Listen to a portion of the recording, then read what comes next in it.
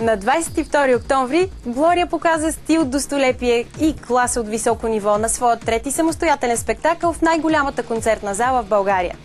Точно 32 песни изпълни на сцената примата на най-популярната музика, с които взриви публиката и събуди много чувства и мили спомени у всички присъстващи. Звездно подготви специално блиц издание за музикалното събитие на есента. Сценичната треска е много голям. Все още имаш за толкова години. Да, признавам си го.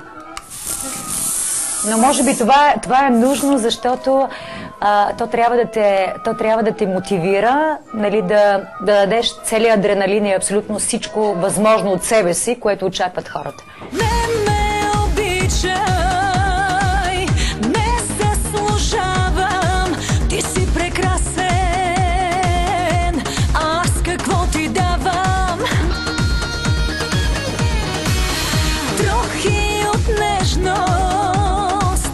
ръце студени, любовни песни, на него посветени. Хипноза си ме на мъж, владее моето сърце. Хипноза си ме на мъж, така различен от теб. Хипноза си ме любов, обича ме до живот, да искам него. И най-добрия да си, все още влюбена съм. И най-добрия да си, все още негова съм. Кажи, прощаваш ли ми, че имаш тялото ми, а всичко друго има.